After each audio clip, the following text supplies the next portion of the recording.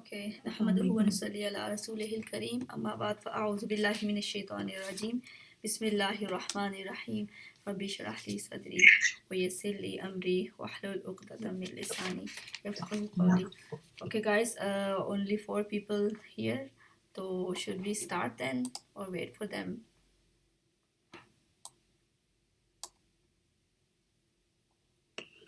مسواک دیکھیں کا عائشہ As you think so. 5 start کرتے ہیں پھر چلیں 2 لوگ. 3. جی مس جی اچھا رمیسا میں یہ کہہ رہی تھی کہ جو ریڈنگ کا پیٹرن ہے نا وہ ہم اس طرح سیٹ کر لیتے ہیں کہ جب ریڈنگ کر رہے ہوں گے نا تو پھر ایک پیراگراف یا 2 پیراگرافس پڑھ کے پھر چپ ہو جائیں گے اور پھر سب سے پوچھیں گے کہ اگر کسی نے کوئی پوائنٹ ایڈ کرنا ہے یا کوئی کوشچن کرنا ہے تو اس طرح کر کے ہم لوگ آگے آگے بڑھتے جائیں گے. ٹھیک ہے انشاءاللہ. چلے ہم پھر اسٹارٹ سے شروع کرتے ہیں ہم انشاءاللہ. میں نے بک جی اچھا عائشہ میں کچھ بات کرنا چاہ رہی تھی. شور آپ بولو رمیسا. اچھا بات یہ کرنی تھی کہ جو پہلا چیپٹر ہے نا اس میں بہت زیادہ جو ایسی چیزیں ہیں جو ریلیونٹ ہیں ٹھیک ہے تو آئی تھنک ہمیں صرف وہی پڑھنی چاہیے جو ہمارے ساتھ ریلیونٹ ہے. تو اس کے لیے میں تھوڑا سا آپ کو بتا دیتی ہوں کہ جو عرب کا محلب ہوا ہے نا اس میں جو صرف ایک پوائنٹ ہے جو ہمارے لیے جاننا ضروری ہے وہ یہ کہ عرب کے ارد گرد جو سوری جو تھا ہاں عرب کے ارد گرد چاروں طرف صحرا تھا ٹھیک ہے. وہ خود اتنے مضبوط لوگ نہیں تھے لیکن وہ ان چاروں طرف صحرا ہونے کی وجہ سے بہت محفوظ قلعہ بنا ہوا تھا ان کا. ان کے ارد گرد بہت بڑی بڑی قوتیں تھیں طاقتیں تھیں روم اور فارس کی لیکن وہ صرف جو صحرا ہے وہ ان کا حفاظت کرتا تھا اور اسی طرح ان کا انفلوئنس بھی نہیں تھا ان کے اوپر. وہ بہت خود مختار اور آزاد تھے اپنے اس میں ٹھیک ہے. کیونکہ اتنا بڑا صحرا اتنا بڑا صحرا کون پار کر کے آتا نا ان لوگوں کے پاس تو وہ رکاوٹ تھا. بڑا صحرا جو تھا نا رکاوٹ تھا ان تک کوئی بھی نہیں پہنچ سکتا تھا. جی ہاں جی. اور کوئی ان کو اپنے لیے خطرہ بھی نہیں سمجھتے تھے کوئی ان کے ساتھ جنگ نہیں کرتا تھا کوئی ان کو مسئلہ نہیں تھا ٹھیک ہے. دوسری جو چیز ہے کہ تمام بر اعظموں کے بیچ میں مطلب سینٹر آف ارتھ میں تھا وہ عرب اور سارے بر اعظموں کے ساتھ کسی کے ساتھ زمینی کسی کے ساتھ بحری جو ہے نا وہ ان کا تعلق تھا اور ٹریڈ سینٹر بنا ہوا تھا. اس لیے اس کی بہت امپورٹینس تھی کیونکہ عرب کے چاروں طرف صحرا تھا اور مختلف جگہوں سے جب لوگ آ کے عرب میں ٹریڈ کرتے تھے نا تو وہ عرب کے تھرو عرب میں آ کے اس ٹریڈ کے تھرو باقی بر اعظموں سے بھی کانٹیکٹ میں آ جاتے تھے. تو اس لیے جو ہے نا عرب کی بہت زیادہ اہمیت تھی ایز اے ٹریڈ سینٹر. اس کے علاوہ عرب کے محلے وقوع میں ہمارے لیے بالکل کچھ بھی نہیں ہے. آگے سے ہم لوگوں نے یہاں پہ جو پیج نمبر 36 ہے مجھے نہیں پتا آپ کے پاس وہ کون سا پر میرے پاس یہ بک ہے عرب مستعربہ یہ ہیڈنگ ہے. ہاں ٹھیک ہے. اس سے پہلے ایک دفعہ آپ لوگ دیکھ لیں یہ جو میپ ہے نا جیسے یہ بیچ میں ڈیزرٹ ہے سارا وہ عرب ہے ٹھیک ہے. اور یہ جو پانی ہے ڈیزرٹ پانی اندر ڈیزرٹ ہے اور اس کے بھی اندر عرب کا جو ایریا ہے وہ بھی ڈیزرٹ کے اندر ہے. اور پھر ارد گرد جو ہے یہ سارا ریڈ سی ہے گلف کا سی ہے عریبین گلف ہے. تو یہ سارے اور اس طرف کر کے پھر بلوچستان پاکستان کی سرحد شروع ہو جاتی مطلب پھر ان کے درمیان بیچ میں کافی سارے سمندر اور پھر تو بس یہ تھوڑا سا اس طرح ہم یہاں سے دیکھ لیتے ہیں ٹھیک ہے. رمیسا آپ نیکسٹ بتائیں. عرب مستعربہ میں یہاں سے اگر ہم سٹارٹ کریں سیکنڈ پیراگراف ہے. یہ معلوم ہے کہ حضرت ابراہیم علیہ السلام یہاں سے ہجرت کر کے یہاں سے ہم پڑھنا شروع کریں گے اور جہاں تک پڑھنا ہوگا میں وہ بھی آپ کو بتا دوں گی کیونکہ میں نے نشانیاں لگائی ہیں. صحیح جزاک اللہ خیر. ایگزیکٹلی عرب مستعربہ. چلیں آپ لوگوں میں سے کوئی ریڈنگ کرنا چاہے گا. کون کرنا چاہے گا کیونکہ ہم سب جو ہیں آپ ہی کرو گی. چلیں آپ سٹارٹ کریں. نہیں میں بس پوچھ رہی ہوں آپ سٹارٹ کرو انشاءاللہ. آپ کرنا چاہ رہی تو آپ نہیں اٹس اوکے آپ کرو سٹارٹ. ایک پیراگراف سب پڑھیں اور آپ باقی لوگ actually I can't see you guys میرا نا اوکے یس اچھا صحیح ہے ٹھیک ہے. تو اب میں I can see you guys now. اب آپ لوگ ایک آپ پڑھتی جو رمیسا تو آپ سب لوگوں نے جب یہ پڑھ رہی ہو نا تو آپ اس میں سے اپنے پوائنٹ سوچیں اپنے لیے سوچیں کہ اس میں جو بھی چیز آپ کو سمجھ آتی ہے نا اس پیراگراف میں پھر آپ لوگ شیئر کر سکتے ہیں. اوکے سٹارٹ کریں پلیز.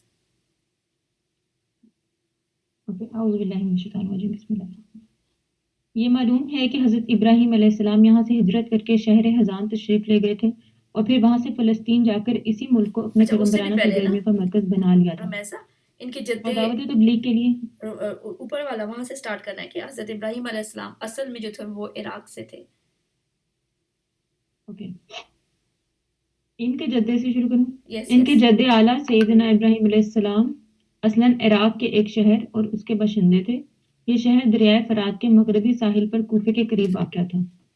اس کی کھدائی کے دوران جو کتبات برآمد ہوئے ہیں ان سے اس شہر کے متعلق بہت سی تفصیلات منظر عام پر آئی ہیں اور حضرت ابراہیم علیہ السلام کے خاندان کی بعض تفصیلات اور باشندگان ملک کے دینی اور اجتماعی حالات سے بھی پردہ ہٹا ہے. ٹھیک ہے. وہ جو یہ معلوم ہے کہ ایکسکلیمیشن حضرت ابراہیم سوری جی علیہ جی السلام یہاں سے ہجرت کر کے شہر حزان تشریف لے گئے تھے اور پھر وہاں سے فلسطین جا کر اسی ملک کو اپنی پیغمبرانہ سرگرمیوں کا مرکز بنا لیا تھا اور دعوت و تبلیغ کے لیے یہیں سے اندرون و بیرون میں ملک مصروف تگ و تاز رہا کرتے تھے. ایک بار آپ مصر تشریف لے گئے. فرعون نے آپ کی بیوی حضرت سارہ علیہ السلام کی کیفیت سنی تو ان کے بارے میں بدنیت ہو گیا اور اپنے دربار میں برے ارادے سے بلایا، لیکن اللہ نے حضرت سارہ کی دعا کے نتیجے میں غیبی طور پر فرعون کی ایسی گرفت کی کہ وہ ہاتھ پاؤں مارنے اور پھینکنے لگا. اس کی نیت بد اس کے منہ پر مار دی گئی اور وہ حادثے کی نوعیت سے سمجھ گیا کہ حضرت سارہ اللہ تعالیٰ کی نہایت خاص اور مقرب بندی ہے اور حضرت سارہ کی اس خصوصیت سے اس قدر متاثر ہوا کہ اپنی بیٹی حاجرہ کو ان کی خدمت میں دے دیا. پھر حضرت سارہ نے حضرت حاجرہ کو حضرت ابراہیم علیہ السلام کی زوجیت میں دے دیا. یہاں نیچے انہوں نے پوائنٹ آؤٹ کیا ہے کہ مشہور یہ ہے کہ حضرت حاجرہ لونڈی تھی، لیکن علامہ منصور پوری نے مفصل تحقیق کر کے ثابت کیا ہے کہ وہ لونڈی نہیں بلکہ آزاد تھی اور فرعون کی بیٹی تھی. صحیح. حضرت ابراہیم علیہ السلام حضرت سارہ اور حضرت حاجرہ کو ہمراہ لے کر فلسطین واپس تشریف لائے. پھر اللہ تعالیٰ نے حضرت ابراہیم علیہ السلام کو حاجرہ علیہ السلام کے بطن سے ایک فرزند ارجمند اسماعیل عطا فرمایا، لیکن اس پر حضرت سارہ کو جو بے اولاد تھی بڑی حیرت آئی اور انہوں نے حضرت ابراہیم علیہ السلام کو مجبور کیا کہ حضرت حاجرہ کو ان کے نوزائیدہ بچے سمیت جلا وطن کر دے. حالات نے ایسا رخ اختیار کیا کہ انہیں حضرت سارہ کی بات ماننی پڑی اور وہ حضرت حاجرہ اور حضرت اسماعیل علیہ السلام کو ہمراہ لے کر حجاز تشریف لے گئے. اچھا یہاں میں نے یہ پوائنٹ ایڈ کرنا تھا کہ یہاں پہ مجھے اس بات پہ اعتراض ہے کیونکہ میرے خیال میں یہ کوشچن شاید انجینئر مدنی مرزا یا پتہ نہیں کس کے سامنے یہ کوشچن پوچھا گیا تھا کہ کیا حضرت سارہ کی وجہ سے دیکھیے اس طرح بہت ایک نیگیٹو بات حضرت سارہ کی پورٹری ہوتی ہے کہ وہ اتنی جیلس تھی اور اتنی ظالم تھی کہ ان کی وجہ سے حضرت حاجرہ اور حضرت اسماعیل کو حضرت ابراہیم ایک صحرا میں چھوڑا ہے. تو یہ اصل میں حضرت جو نبیوں کا جو بھی قدم ہوتا ہے نا وہ اللہ کے حکم سے ہوتا ہے. تو اگر حضرت سارہ کی وجہ سے بھی اگر انہوں نے چھوڑ کے آنا ہوتا تو وہ کسی اور الگ جگہ پہ ان کو کوئی گھر بنا دیتے یا ان کے والد کے پاس بھیج دیتے. کسی بیابان میں کیوں چھوڑ کے آتے؟ کوئی سزا تو نہیں دینی تھی ان کو اس بات کی کہ ان کا بیٹا ہو گیا. تو وہ اللہ کے حکم سے یہ حضرت ابراہیم کی آزمائش تھی اور اللہ کے حکم سے وہ اس بیابان جگہ پہ. تو حضرت سارہ کی والی بات کہ انہوں نے جیلسی میں کوئی فرمائش کی حضرت ابراہیم سے، ہو سکتا ہے یہ بالکل غلط ہو اور اگر وہ صحیح بھی ہے تو یہ کوئی اسرائیلی کی روایت ہے، یہ کہیں حدیث سے نہیں آئی. تو اگر یہ صحیح بھی ہے تو اس میں صرف یہ ایک فیکٹر ایڈ کر کے تو اس کو بڑھا کے تو اس طرح لکھ دیا گیا. تو یہ میں اس چیز پہ کلیئر کرنا چاہ رہی تھی. ٹھیک ہے. جزاک اللہ. ٹھیک ہے اوکے. آگے چلیں. صحیح. جی جی آگے چلیں. ایک بے آب و گیا وادی میں جی. Can I say something in between regarding this, Sarah? Yes please. جی جی جی جی. ایکچولی یہ آپ کا اپنا اندازہ ہے اس چیز میں. اس میں ایکچولی اللہ میاں جب ایسے واقعات سارے بتاتا ہے نا اور یہ ہم تک پہنچتے ہیں اور رسول پاک کی زندگی کے بھی ایسے واقعات ہیں، یہ انسان کی فطرت کو ظاہر کرتے ہیں کہ جو پیغمبر اور پیغمبر سے ریلیٹڈ لوگ ہوتے ہیں وہ کوئی فرشتے نہیں ہوتے، وہ بھی ایک انسان ہوتے ہیں، ان سے بھی غلطیاں ہوتی ہیں، وہ بھی جیلس ہو سکتے ہیں، ان کے دلوں میں بھی کینہ آ سکتا ہے، لیکن رب ان کو معاف کر دیتا ہے کیونکہ وہ اتنے عظیم اللہ کی نظروں میں ہوتے ہیں. تو اٹ از ویری نارمل. میں نے تو یہ جب 95 میں اس کو پڑھا تھا تو ہم نے تو اس کو اسی طریقے سے لیا تھا کہ یہ نارمل ہے ایک ہمارے لیے کہ ہمیں سبق دینے کے لیے کہ وہ بھی کریکٹ خود کو کرتے ہیں اور ہر ایک کی زندگیوں میں پرابلمز آتی ہیں. اٹ از ناٹ نیسسری کہ کوئی بہت اونچی ہستی ہو تو اسے غلطیاں نہیں ہوں گی. یس ٹھیک ہم ہے. رسول پاک کی زندگی بالکل میں صحیح کہہ رہی ہیں عائشہ. کہنا ہے جی جی جی جی آپ بولو رمیسا. آپ بالکل ٹھیک کہہ رہی ہیں کہ جیلسی آ سکتی ہے کیونکہ وہ خود نبی نہیں تھی، حضرت ابراہیم نبی تھے، لیکن حضرت سارہ کی ایک غلط بات یا ان کی ایک کمی کے اوپر حضرت ابراہیم جو کہ ایک پیغمبر تھے انہوں نے اتنا بڑا فیصلہ تو نہیں لے لینا تھا نا. وہ تو یہ خود جو ہے نہیں وہ وہ تو جیسے یہ کہہ رہی تھی نا وہ تو اللہ کے اوپر فیصلے ہوئے ہوتے ہیں آزمائش کے لیے. اور اللہ تعالیٰ نے وہ اللہ تعالیٰ نے حکم دیا تھا، اپنا اللہ تعالیٰ نے یہی بات مکہ کر کو رہی ہوں ایسے کہ آباد حضرت کرنا سارا تھا. کی جیلسی،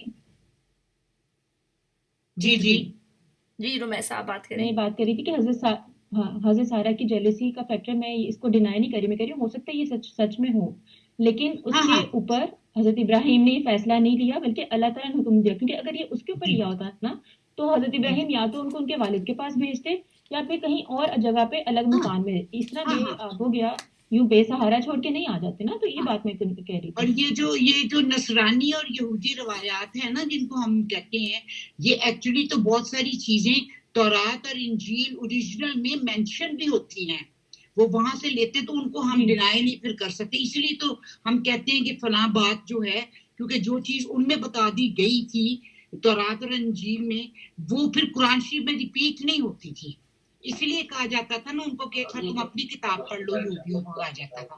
ٹھیک ہے. لیکن یہ جو بات واقعات جو ہے نا میں اس پہ قرآن میں بیان حدیث کو کر دیے گئے ہیں نا، اگر وہ اسرائیلی روایات قرآنی تعلیمات کو سپورٹ کرتی ہے نا تو پھر ہم ان کو صحیح سمجھتے ہیں، اگر وہ اس کے الٹ ہوتی ہے نا پھر ہم اس کو صحیح نہیں سمجھتے، نہیں، کیونکہ وہ یہ ٹھیک آپ اصول کی ہے نا بات ہے، کہ ہمارا وہ دین ٹھیک ہے، برحق. ہاں بہت ساری باتیں کیونکہ بدل دی گئی نا لیٹر آن، دوسروں نے جی جی لکھی، جی لیکن اس میں ہاں جی یہ ہے کہ بہت ساری چیزیں جو ہے نا وہ پھر ہمیں وہی سے ملتی ہیں ریلیٹڈ ٹو، پھر ہم ان کو لیتے ہیں اپنے اس میں. جی جی بالکل صحیح، آپ کا پوائنٹ آ گیا، اور احکامات کی بات مولانا آ مودودی جاتی ہے، نے بھی جہاں بہت احکامات زیادہ ہیں کی وہ ہے. نہیں ہم جی مانتے، جو احکامات ہاں جی السلام علیکم، میں آپ کو انٹروڈ کر رہا ہوں. وعلیکم آپ کے جو بھی کوشچن ہیں آپ اس کو نوٹ کریں اور لاسٹ میں کوشچن آنسر ہوں گے. اگر آپ اس طرح انٹرپٹ کریں گے تو اسٹڈی رہ جائے گی.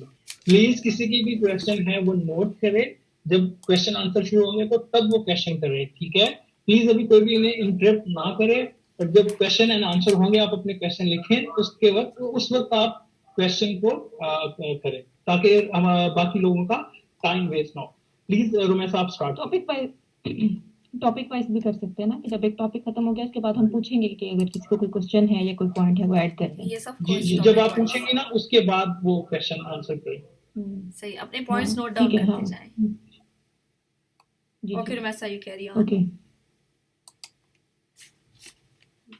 اس وقت بیت اللہ شریف نہ تھا، صرف ٹیلے کی طرح ابری ہوئی زمین تھی. سیلاب آتا تھا تو دائیں بائیں سے کترا کر نکل جاتا تھا. وہیں مسجد حرام کے بلائی حصے میں زمزم کے پاس ایک بہت بڑا درخت تھا. آپ نے اسی درخت کے پاس حضرت حاجرہ اور حضرت اسماعیل علیہ السلام کو چھوڑا تھا. اس وقت مکہ میں نہ پانی تھا، نہ آدم اور آدم زاد، اس لیے حضرت ابراہیم علیہ السلام نے ایک توشہ دان میں کھجور اور ایک مشکیزے میں پانی رکھ دیا. اس کے بعد فلسطین واپس چلے گئے، لیکن چند ہی دن میں کھجور اور پانی ختم ہو گیا اور سخت مشکل پیش آئی. مگر اس مشکل وقت پر اللہ کے فضل سے زمزم کا چشمہ پھوٹ پڑا اور ایک عرصہ تک کے لیے سامان رزق اور متاع حیات بن گیا. تفصیلات معلوم و معروف ہیں. کچھ عرصے بعد یمن سے ایک قبیلہ آیا جسے تاریخ میں جرہم ثانی کہا جاتا ہے.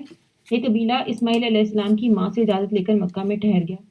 کہا جاتا ہے کہ یہ قبیلہ پہلے مکہ کی گرد و پیش کی وادیوں میں سکونت پذیر تھا. صحیح بخاری میں اتنی صراحت موجود ہے کہ رہائش کی غرض سے یہ لوگ مکہ میں حضرت اسماعیل علیہ السلام کی آمد کے بعد اور ان کے جوان ہونے سے پہلے وارد ہوئے تھے، لیکن اس وادی سے ان کا گزر اس سے پہلے بھی ہوا کرتا تھا. اچھا، میں اس میں ایک بات ایڈ کرنا چاہوں گی کہ یہ جو قبیلہ بنو جرہم ہے، یہ میں نے کیونکہ ایک حد اور سیرہ سنی تھی تو میں وہاں سے پوائنٹ ایڈ کرنا چاہ رہی ہوں کہ جو بہت بیابان تھا یہ علاقہ، اور وہاں سے یہ لوگ گزرا کرتے تھے، اپنی تجارت کے لیے جایا کرتے تھے دوسرے جگہوں پہ، شہروں میں.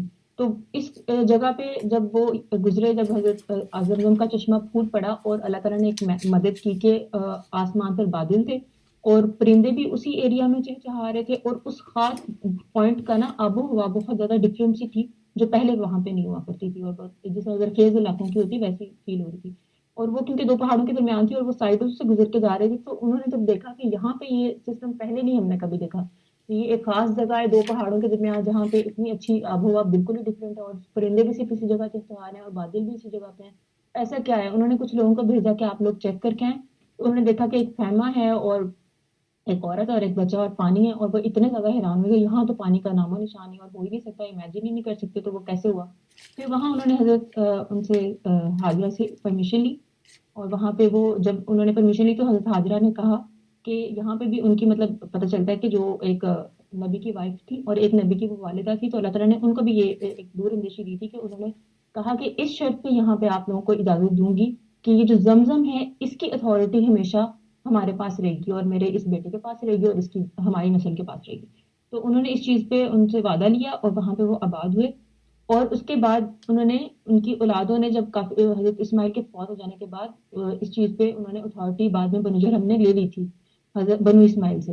اور پھر اس کے بعد جب وہ گئے لڑائی کر کے جب ان سے واپس لی گئی تو وہ پھر یہ آب زمزم کو بند کر گئے تھے, اس کو کاٹ گئے تھے غصے میں.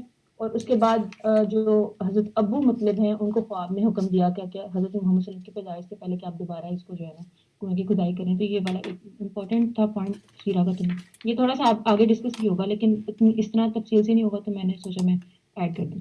اچھا رومیسا آپ نے اچھا ایڈ کیا. اگر باقی لوگوں سے پوچھنے بجائے اس کے کہ ہم کیونکہ بہت سارے لوگ پڑھ کے آئے ہوئے ہوں گے آلریڈی یہ نا, تو اگر ہم ورڈ بائی ورڈ پڑھنے کی بجائے اگر کوئی پیراگراف ہے جیسے آگے 4 آ رہے ہیں نا کہ حضرت ابراہیم ان کو چھوڑ کے چلے گئے تھے تو 4 times he came back to see them, تو وہ صرف ہم بجائے اس کے کہ ہم پورا ایک ورڈ پڑھیں تو وہ ہم صرف تھوڑی سی سمری ہی بتا دیتے ہیں. کیا خیال ہے عائشہ؟ اس میں نا اصل میں یہ کہ ورڈ ٹو ورڈ اس لیے پڑھنا پڑے گا کیونکہ اگر کچھ باتیں ہوتی ہیں ایسے جس طرح آپ نے کہا کہ یہاں سے نہیں اوپر سے پڑھیں تو پیچھے تھوڑا سا بیک گراؤنڈ بھی بن رہا ہوتا ہے نا. تو میں نے نشان لگائے ہوئے, ہمیں اس چیپٹر میں سے تو بہت ہی تھوڑا پڑھنا ہے لیکن یہ پڑھنا ضروری ہے کیونکہ یہ ہم سے ریلیٹڈ ہے. ٹھیک ہے چلیں پھر ٹھیک ہے صحیح. Okay carry on.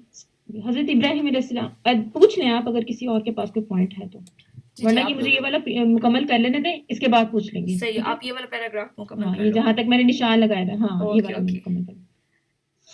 حضرت ابراہیم علیہ السلام اپنے متروکات کی نگہداشت کے لیے وقتاً فوقتاً مکہ تشریف لایا کرتے تھے. متروکات یعنی کہ حضرت حاجہ اور حضرت اسماعیل. لیکن یہ معلوم نہ ہو سکا کہ اس طرح ان کی آمد کتنی بار ہوئی. البتہ تاریخی مواخذ میں 4 بار ان کی آمد کی تفصیل موجود ہے, جو یہ ہے. نمبر 1, قرآن مجید میں بیان کیا گیا ہے کہ اللہ تعالیٰ نے حضرت ابراہیم علیہ السلام کو خواب میں دکھایا کہ وہ اپنے صاحبزادے حضرت اسماعیل علیہ السلام کو ذبح کر رہے ہیں. یہ خواب ایک طرح کا حکم الہی تھا اور باپ بیٹے دونوں اس حکم الہی کی تعمیر کے لیے تیار ہو گئے.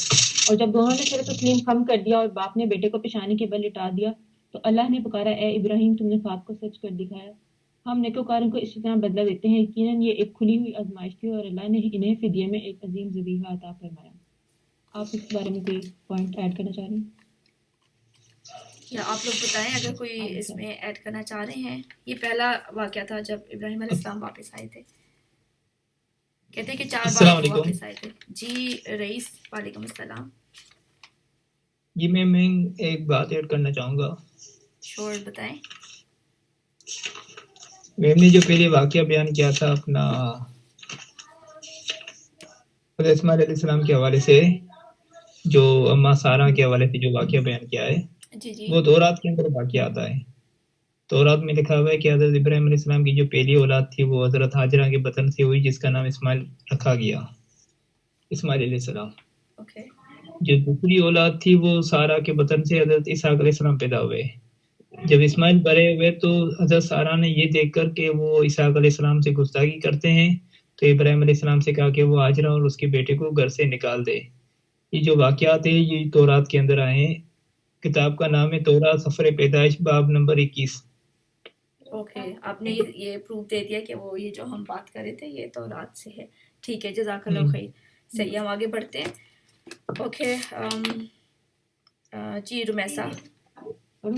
جی پڑھیں. مجموعہ بائبل کی کتاب پیدائش میں مذکور ہے کہ حضرت اسماعیل علیہ السلام حضرت اسحاق علیہ السلام سے 13 سال بڑے تھے, اور قرآن کا سیاق بتلاتا ہے کہ یہ واقعہ حضرت اسحاق علیہ السلام کی پیدائش سے پہلے پیش آیا تھا, کیونکہ پورا واقعہ بیان کر چکنے کے بعد حضرت اسحاق علیہ السلام کی پیدائش کی بشارت کا ذکر ہے. یہاں پہ یہ تورات کا ریفرنس غلط ثابت ہو جاتا ہے کہ ایسی کوئی بات نہیں ہوئی تھی. حضرت اسماعیل بالکل گود میں تھے تب وہ وہاں پہ آئی تھیں حضرت حاجرہ, اور 13 سال بعد حضرت اسحاق پیدا ہوئے تھے. اس واقعے سے ثابت ہوتا ہے کہ حضرت اسماعیل علیہ السلام کے جوان ہونے سے پہلے کم از کم ایک بار حضرت ابراہیم علیہ السلام نے مکہ کا سفر ضرور کیا تھا.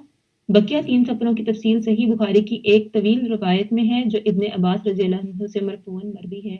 اس کا خلاصہ یہ ہے, حضرت دوسری بار جب آئے حضرت اسماعیل علیہ السلام جب جوان ہو گئے, جرہم سے عربی سیکھ لی اور ان کی نگاہوں میں جچنے لگے تو ان لوگوں نے اپنے خاندان کی ایک خاتون سے آپ علیہ السلام کی شادی کر دی.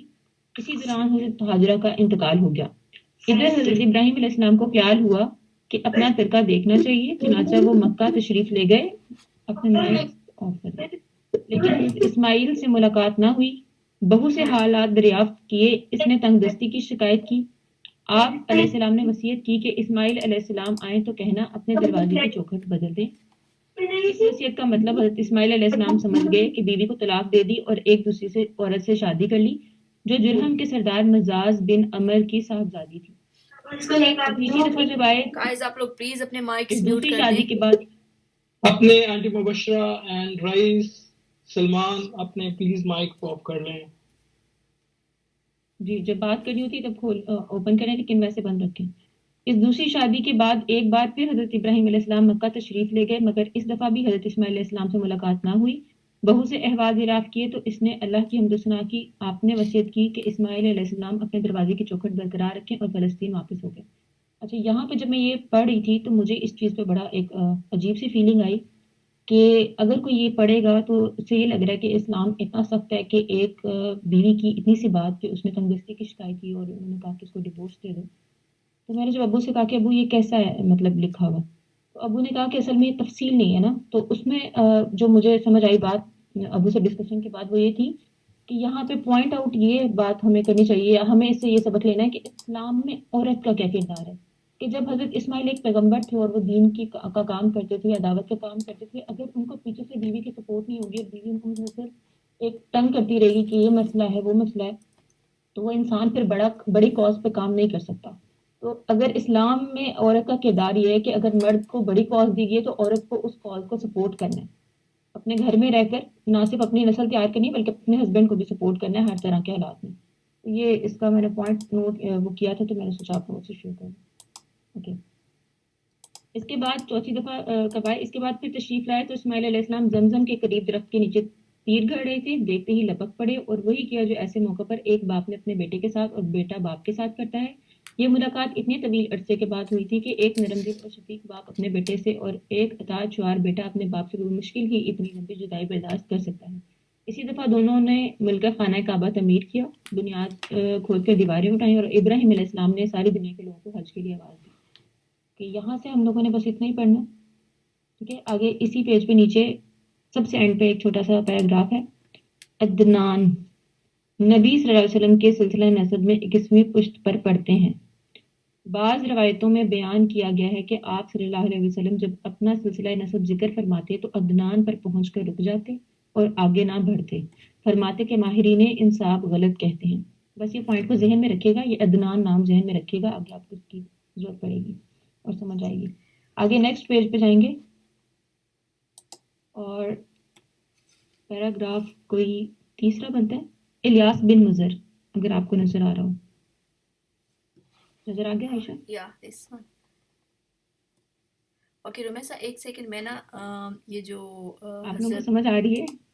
الیاس بن مضر سے یہاں سے آپ لوگوں کو اگر مل گیا تو میں پڑھنا شروع کروں. اوکے رومیسا ابھی آپ لوگوں میری اسکرین ایک دفعہ آپ ہی رضا دیکھیں. بھائی Rumaisa can you hear me? جی نظر آ رہا ہے، آپ شروع کریں. ایک second. Okay Ilyas okay thank you. شروع کریں. شروع کریں میم. الیاس بن مضر سے تمیم. ٹھیک ہے اوکے. الیاس بن مضر سے تمیم بن مروہ حذیل بن مدرکہ. اچھا یہ جو ان کے اوپر زیادہ آپ نے بہت غور کرنا ہے کہ ضرورت نہیں، بس گزار دیں ان کو. الیاس بن مضر سے تمیم بن مرہ حذیل بن مدرکہ بنو اسد بن خزیمہ اور کنانہ بن خزیمہ کے قبائل وجود میں آئے. پھر کنانہ سے قریش کا قبیلہ وجود میں آیا. یہ قبیلہ فہر بن مالک بن نضر بن کنانہ کی اولاد ہے. پھر قریش بھی مختلف شاخوں میں تقسیم ہوئے. مشہور قریشی شاخوں کے نام ہیں جمحہ، سہم، عدی، مخزوم، تیم، زہرہ اور قصہ بن کلاب. یہ قصہ بن کلاب کے خاندان، یہ جو قصہ ہے جو حضرت وسلم کے نسب میں آتے ہیں. رومیسا آپ کو آواز آ رہی ہے یاد رکھنا ہے. Rumaisa can you hear me? جی اب آپ لوگ یہ جو قصہ بن کلاب جی آواز آ رہی ہے. اوکے. اگر یہ بک کی بجائے پاکستان میں سشاشا ایکچولی پاکستان میں نیٹ ورک ایشو ہے. دوسری بات یہ کہ جو آپ بات کرنے لگی میں کر دیتا ہوں، سوری. جن کے پاس بکس ہیں وہ بکس کھول لیں تاکہ ان کو ایزی چیزیں نظر آ جائیں. یس پلیز. آپ جو بات کرنا چاہ رہی تھی کر لیں. اوکے ابھی آپ لوگوں کو میری اسکرین نظر آ رہی ہے؟ جی جی نظر آ رہی ہے. یہ دیکھیں یہ باٹم سے نا کدار بن اسماعیل اور عدنان سے نبی صلی اللہ علیہ وسلم نے فرمایا، یہ جو رمیسا نے بتا رہی ہے نا حدیث کے. اچھا سسٹر عائشہ آپ ایسا کر سکتی ہیں نا، اگر جب وہ کسی چیز کی طرف اشارہ کرے آپ اس کو ایرو کے ساتھ آپ اس کو ہائی لائٹ کر سکتی ہیں. ایرو کہاں سے آئے گا؟ لیپ ٹاپ سے نہیں ہے یہ؟ اچھا میرے خیال میں سب کو بکس لے کر اور نوٹ بکس لے کر ضرور بیٹھنا چاہیے. ایک تو جو وہ پوائنٹس لے کر آئے ہیں اس کے لیے بھی، اور یہ جب ریڈنگ ہوتی ہے نا تو پھر سامنے بک ٹیکسٹ ہونا ضروری ہے. Yes. زبانی سننے سے تو بالکل بالکل سر کے اوپر سے گزرے بالکل گا. ایگزیکٹلی. اور یہ دیکھیں یہ جو ہے نا یہ نبی صلی اللہ علیہ وسلم کا شجر نسب حضرت اسماعیل علیہ السلام رحیق سے. المختوم. ہاں کوئی کوشچن پوچھ رہا ہے بک کا نام تو میں نے جواب دے دیا رحیق المختوم. جی جی رحیق المختوم. ایکچولی آج میں نے کمیونٹی 16 کے کچھ کوآرڈینیٹرز جو جن کا آج انٹرویو لیا تھا ان کو میں نے لنک شیئر کیا تھا، تو وہ بھی ہمارے ساتھ ہیں. اوکے ویلکم جی عائشہ بولیں آپ. Welcome every one. اوکے یہ میں آپ کو دکھا رہی ہوں، آپ کو نظر آ رہی ہے یہ والی اسکرین کے؟ ابھی رحیق المختوم کا پیج ہی نظر آ رہا ہے. جی رحیق المختوم کا ہمیں پیج پیج نمبر 2021 نظر آ رہا ہے رحیق المختوم اوکے کا. اوکے یہ آئی ڈونٹ نو شیئر کیوں نہیں ہو رہی. چلیے ٹھیک ہے پھر وہیں سے اسٹارٹ، وہیں سے اس کو کیری آن رکھیں. بیکاز میں آپ کو نا وہ ایک چارٹ دکھا رہی تھی آسانی کے لیے کہ عدنان سے نبی صلی اللہ علیہ وسلم کے شجر نسب تک. ہاں یہ نظر آ رہا ہے آپ کو؟ نہیں ابھی بھی نہیں آ رہا. وہ چارٹ دکھا رہا ہے، چارٹ نہیں. اوکے آئی ڈونٹ ہمیں نظر نہیں آ رہا، اچھا، ہمیں ٹھیک صرف بک نظر آ رہی ہے اچھا، پیج چلیں نمبر ٹھیک ہے پھر. 20 and 21. اوکے اوکے ٹھیک ہے پھر بک سے رضا 40 and 41. یس رضا بھائی کو یہ والی کاؤنٹنگ شاید نہیں آتی. اوکے نہیں ٹھیک ہے 40-41. یا 40-41 ٹھیک ہے. آپ لوگ کریں رمیسا.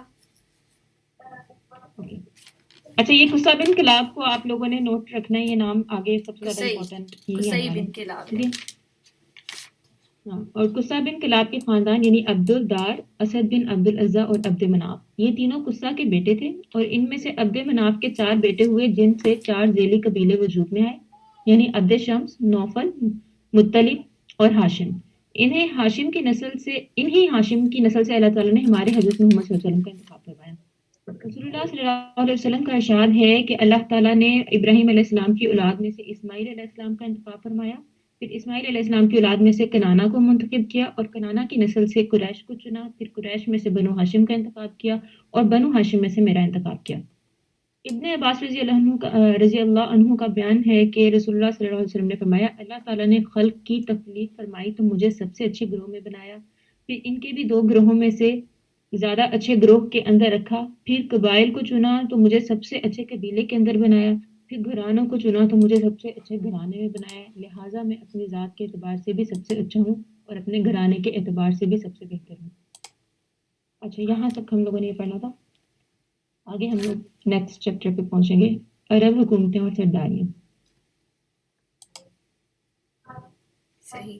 اس میں سے آپ کا کوئی چلیں آپ لوگوں کو سمجھ آ گئی نا کہ کس طرح نبی صلی اللہ علیہ وسلم کا کے آبا و اجداد تھے. عدنان سے جب نبی صلی اللہ علیہ وسلم وہ جو ہے نا نون جو شجرہ نسب ہے وہ عدنان سے ہے اور نبی صلی اللہ علیہ وسلم تک آتا ہے. تو اب دیکھتے ہیں عرب حکومتیں اور سرداریاں. کوئی اور ریڈنگ کرنا چاہے گا؟ ہاں جی پوچھ لیں اگر کسی کے پاس کوئی کوشچن ہے یا کوئی. میں ایک کوشچن کرنا چاہتا ہوں.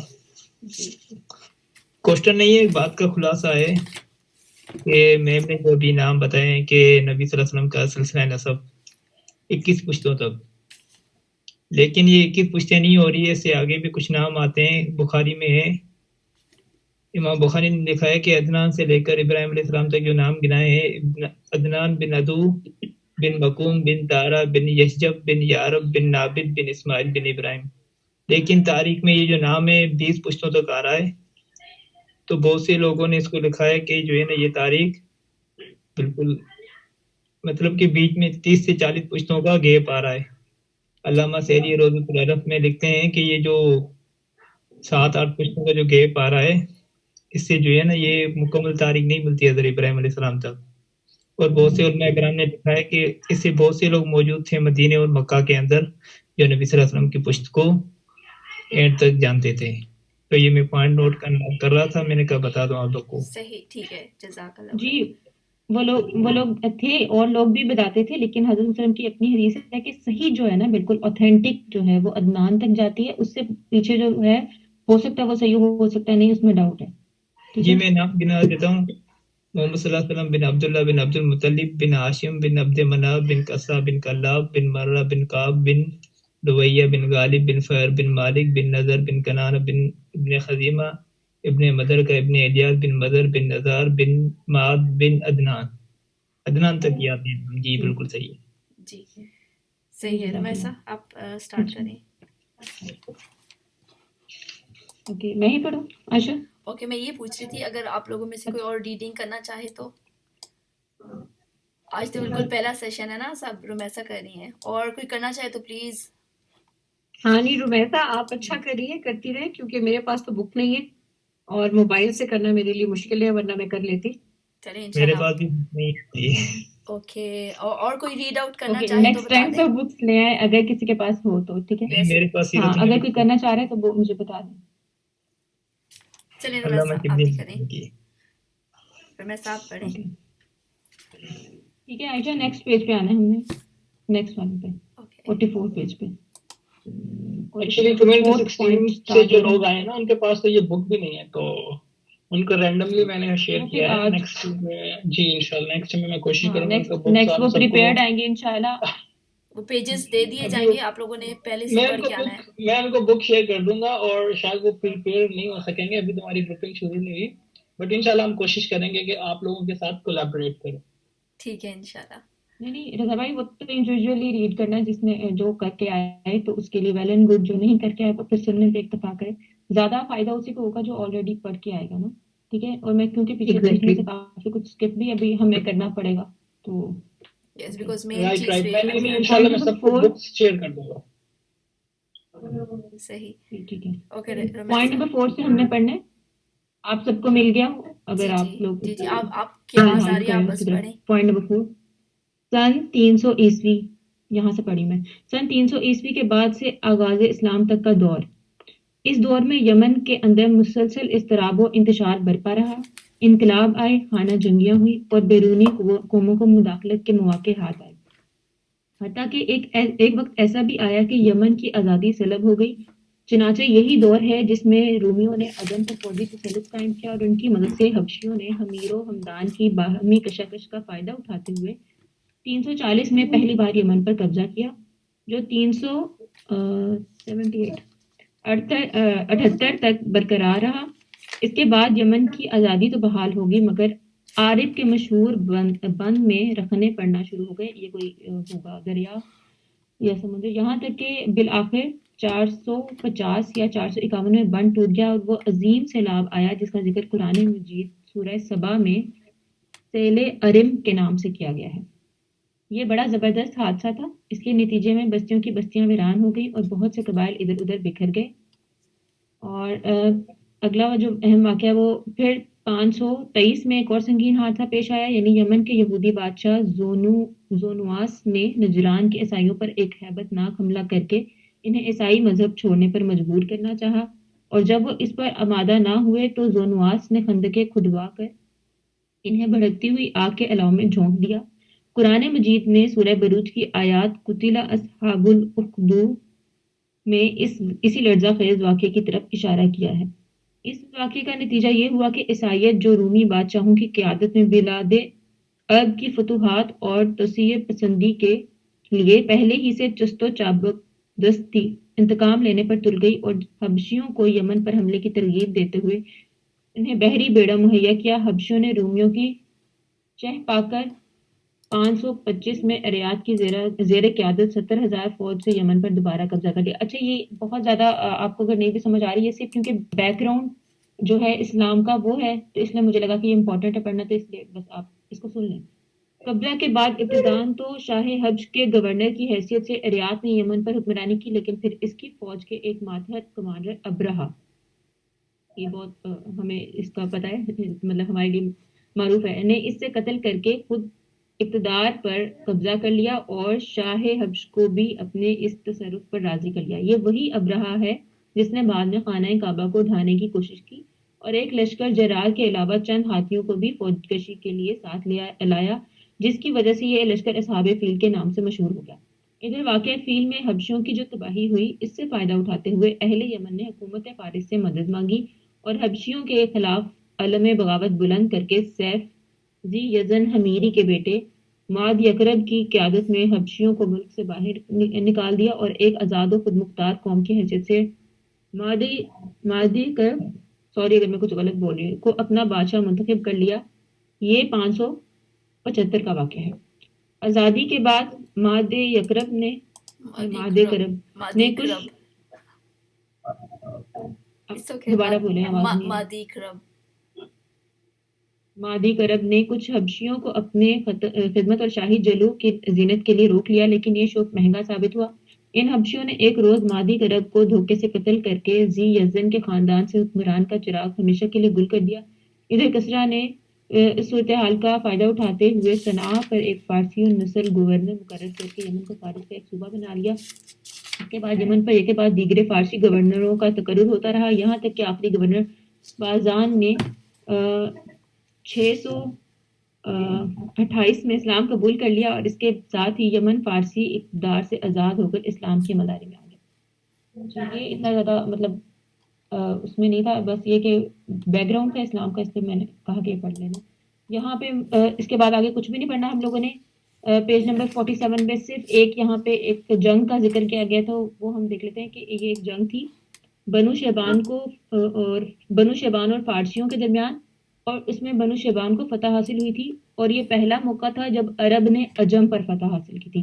اور یہ واقعہ نبی صلی اللہ علیہ وسلم کی پیدائش کے تھوڑے ہی دنوں بعد ہے، کہ مطلب آپ سمجھ لیں کہ حضرت صلی اللہ علیہ وسلم کی آمد کی برکت تھی کہ عرب نے کوئی پہلی جنگ جو ہے وہ جیتی تھی.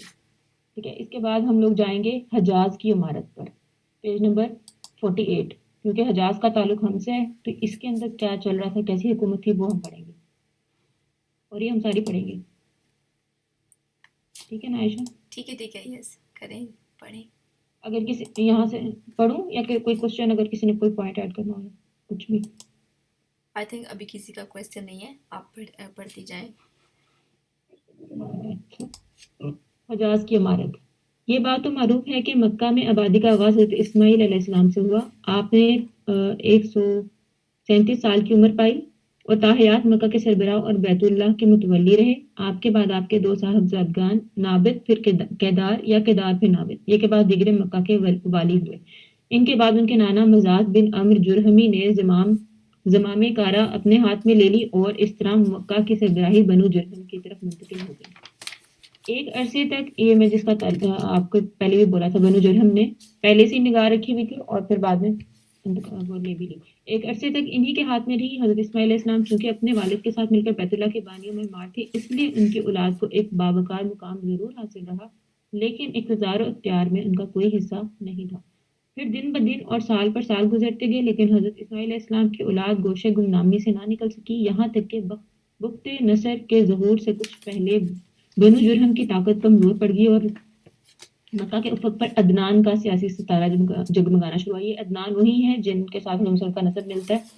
ٹھیک ہے، یہاں سے کیا کہتے ہیں کہ بنو جرہم کی بھی وہ تھوڑا سا مطلب کیا کہتے ہیں ان کی پاور میں کمی آنا شروع ہوئی تھی جب عدنان جو ہے اسٹار بن کے وہاں پہ نظر آ رہے تھے. انہوں نے سیاست میں شامل ہوئے تھے. اور اس کے بعد سے جو قصہ ہیں وہ سب سے امپورٹنٹ ہیں کہ جہاں سے دوبارہ سے سٹارٹ ہوا تھا. قصہ نہیں ہے،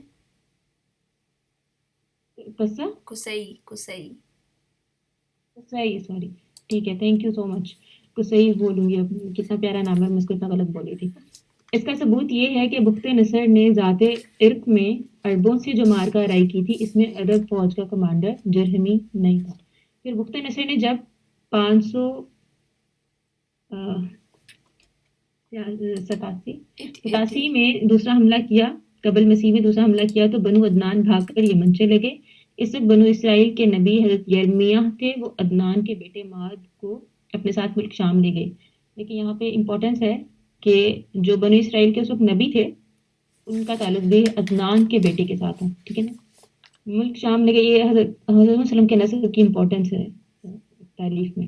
ملک شام لے گئے اور جب بخت نصر کا زور ختم ہوا اور ماد مکہ آئے تو انہیں مکہ میں قبیلہ جرہم کا صرف ایک شخص جرشم بن جرہمہ ملا. ماد نے اس کی لڑکی مہانہ سے شادی کی اور اسی وطن سے نظار پیدا ہوا. اس کے بعد مکہ میں جرہم کی حالت خراب ہوتی گئی. انہیں تنگدستی نے گھیرا. نتیجہ یہ ہوا کہ انہوں نے زائرین بیت اللہ پر زیادتیاں شروع کر دی اور خانہ کعبہ کا مال کھانے سے بھی دریغ نہ کیا. ادھر بنو عدنان اندر ہی اندر ان کی حرکتوں پر پھرتے اور بھڑکتے رہے. اسی لیے جب بنو خزاعہ نے مرز زہران میں پڑاؤ کیا اور دیکھا کہ بنو عدنان بنو جرہم سے نفرت کرتے ہیں تو اس کا فائدہ اٹھاتے ہوئے ایک عدنانی قبیلے بنو بکر بن عبد مناف بن کنانہ کو ساتھ لے کر بنو جرہم کے خلاف جنگ چھیڑ دی اور انہیں مکہ سے نکال کر اقتدار پر خود قبضہ کر لیا. یہ واقعہ دوسری صدی عیسوی کے وسط کا ہے. بنو جرہم نے مکہ چھوڑتے وقت زمزم کا کنواں کاٹ دیا اور اس میں کئی تاریخی چیزیں دفن کر کے اس کے نشانات بھی مٹا دیے. محمد ابن اسحاق کا بیان ہے کہ عمر بن حارث بن مزاز جرہمی نے خانہ کعبہ کے دونوں ہرن اور اس کے کونے میں لگا ہوا پتھر حجر اسود نکال کر زمزم کے کنویں میں دفن کر دیا اور اپنے قبیلہ بنو جرہم کو ساتھ لے کر یمن چلا گیا.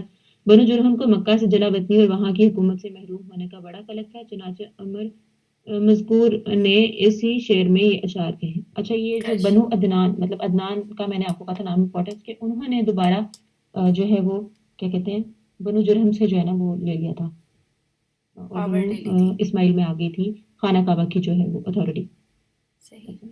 یہاں سے اس شعر کو چھوڑ دیتے ہیں نیچے پڑھتے ہیں. حضرت اسماعیل علیہ السلام کا زمانہ تقریباً 2000 برس قبل مسیح ہے.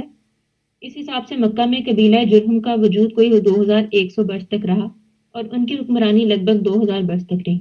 بنو خزاعہ نے مکہ پر قبضہ کرنے کے بعد بنو بکر کو شامل کیے بغیر تنہا اپنی حکمرانی قائم کی. البتہ 3 اہم اور امتیازی مناصب ایسے تھے جو مزری قبائل کے حصے میں آئے. اچھا یہ جو آگے پوائنٹس ہیں نا یہاں پہ مجھے تھوڑا سا اسٹیٹس کو اور کلاسز جو ہوتی ہیں social classes middle class elite class وہ والا ایک آنسر نظر آیا تھا.